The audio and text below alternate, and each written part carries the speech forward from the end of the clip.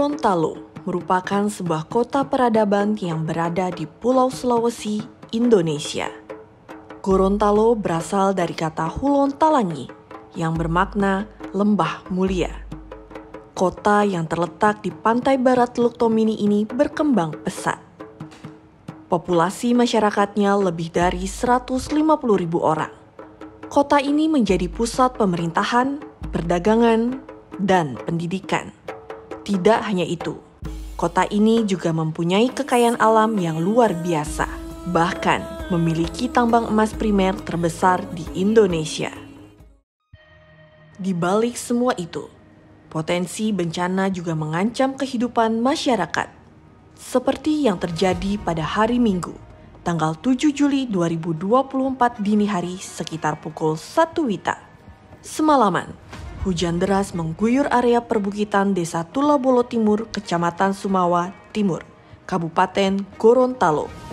Hujan dengan intensitas tinggi itu cukup merata, termasuk di lereng Bukit Limbu, Polu. Di kawasan tersebut, bertebaran pertambangan emas tradisional. Puluhan, bahkan ratusan penambang bekerja tanpa mengenal waktu. Tak peduli siang atau malam, hujan maupun cerah, mereka bekerja keras menggeruk lerenak bukit dan berusaha mengumpulkan biji-biji emas dari dalam perut bumi tersebut.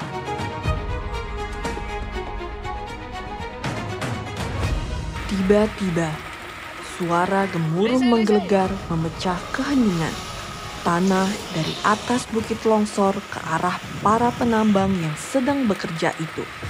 Bencana tanah longsor itu begitu cepat terjadi.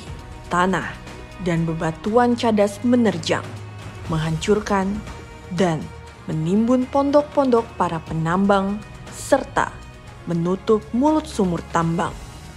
Teriakan histeris terdengar memecah keheningan. Para penambang panik.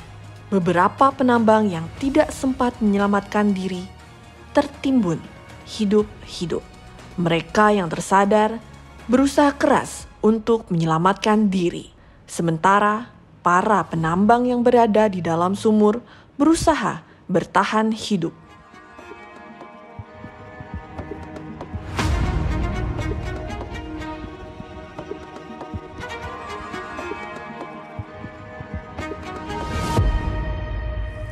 Tiba longsor, dia bagi satu kali dan tanpa, sedangkan saya sendiri juga jatuh di benteng itu limbah yang torong ada susu. Di dalam ini? Di luar. Di luar. Nah, sementara dorong dalam lubang. Iya. Habis itu lubang so tutup karena longsor so bage. Saya turun ke bawah kan cari jam 11 jam 7 keluar jam 7 itu so di luar itu. Sambar ya. Pokoknya sedangkan itu air yang so masuk ke dalam lubang itu so kayak itu so terus sambar so pasrah. Kami terima laporan pada hari Minggu tanggal 7 Juli 2024 itu pukul 11.30 bahwa terjadi tanah longsor di Kecamatan Sewawa, Kabupaten Bone Bolango. Bencana tanah longsor di area pertambangan itu menyebar. Masyarakat melaporkan kejadian itu ke aparat pemerintah, termasuk kantor SAR Gorontalo. Masyarakat pun berbondong-bondong menuju ke lokasi kejadian. Yang pasti, akses jalan menuju lokasi bencana terputus. Kendaraan jenis mobil tidak dapat melintas. Hanya kendaraan bermotor jenis trail saja yang dapat melewati jalan mendaki dan berlumpur itu. Padahal, jarak lokasi bencana dengan desa terdekat sekitar 23 km. Atau sekitar 8 jam ditempuh dengan jalan kaki. Saya mendapat laporan dari Kasubsi Operasi sekitar pukul 12 waktu Indonesia Tengah menginformasikan bahwa ada terjadi bencana alam tanah longsor di Desa Tulabolo, Kecamatan Suwawa Timur, Kabupaten Bonobolango. Dan disampaikan waktu itu korban masih berjumlah 6 orang. Setelah beberapa jam baru diinformasikan terkait dengan yang pertama jumlah korban yang makin bertambah dan lokasi dari Desa Tulabolo menuju di tempat terjadinya longsor lebih kurang 23 kilo.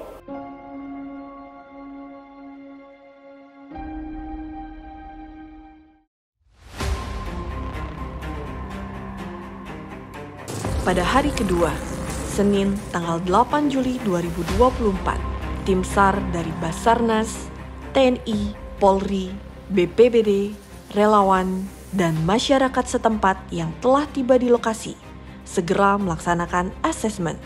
Mereka memetakan kawasan longsor.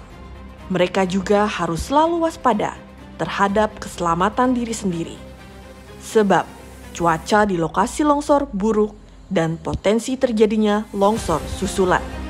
Jumlah personil dan potensi SAR. Basarnas 60 personil. TNI 100 personil. Polri 100 personil. BPBD 50 personil.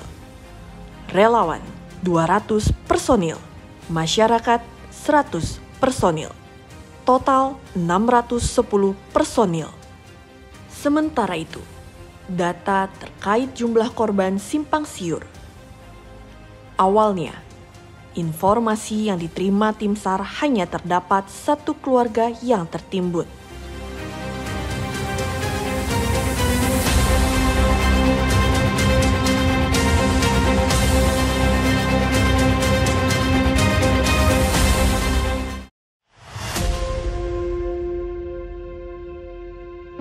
Tim SAR mulai melaksanakan pencarian dengan menggunakan peralatan seadanya. Di luar dugaan. Pada hari pertama operasi SAR tersebut, tim SAR mendapatkan data korban sebanyak 35 orang. Terperinci, korban selamat 5 orang, meninggal dunia 8 orang, dan korban dalam pencarian 22 orang. Tragisnya, korban selamat tersebut terperangkap di dalam sumur tambang dan bertahan hidup di dalamnya.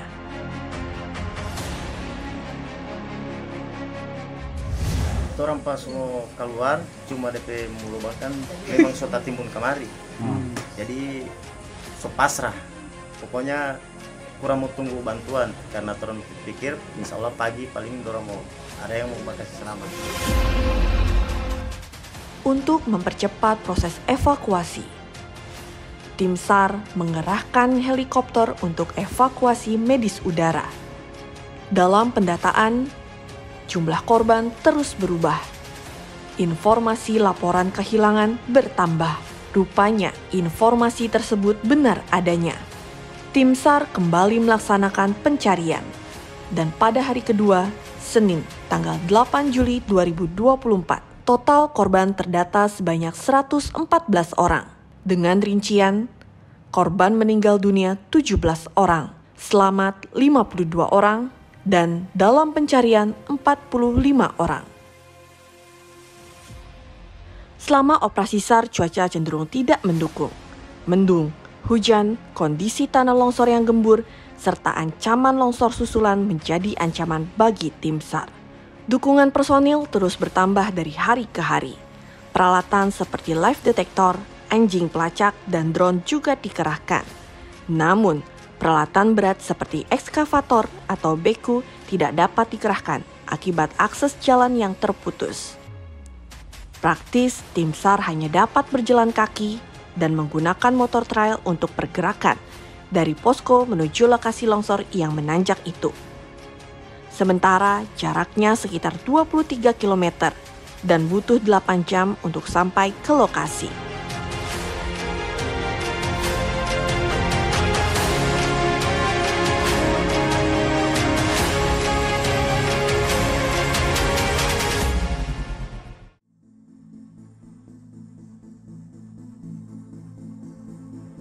Pada hari ketiga, Selasa 9 Juli 2024, Kabasarnas Marsdia TNI Kusworo didampingi Direktur Operasi Brigadir Jenderal TNI Marinir Edi Prakoso hadir ke lokasi longsor untuk melihat langsung situasi dan kondisi area longsor. Selain memberikan arahan-arahan teknis, Kabasarnas juga memberikan motivasi kepada seluruh tim SAR yang pantang menyerah bekerja keras mencari korban yang tersisa.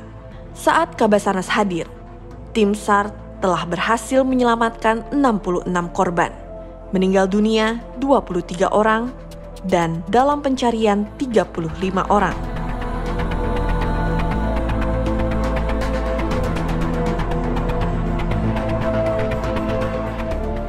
Menginjak hari keempat besok tentunya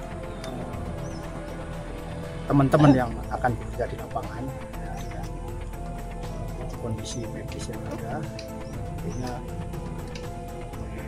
dari korban-korban yang ditemukan ini selama 4 hari tentunya akan lebih waspada, terutama untuk stamina daripada teman-teman personel di lapangan, karena memang dari sektor-sektor yang ada sudah dibagi-bagi dan tentunya kita disiplin di situ untuk bisa menepati track-track yang masih sudah ditentukan sesuai dengan roadmap atau SAR map yang kita buat. Dan ini lokasi ini memang dipecah dari beberapa lokasi yang memang panjang dan obstacle-nya juga cukup sulit. Yang mau restunya bagi rekan-rekan untuk bisa melaksanakan pencarian pertolongan ini sendiri. Operasi SAR terus berlanjut dengan segala tantangannya. Hingga hari ke-7, hari Sabtu, tanggal 13 Juli 2024, tim SAR berhasil mengevakuasi total korban meninggal dunia sebanyak 27 orang. Korban berhasil diselamatkan 283 orang, dan korban hilang sebanyak 15 orang. Pada hari ke-7 tersebut, berdasarkan kesepakatan para pelapor dari pihak kerabat atau keluarga korban, pemerintah daerah setempat, Basarnas, serta seluruh stakeholder yang terlibat dalam operasi SAR, maka operasi SAR dinyatakan selesai.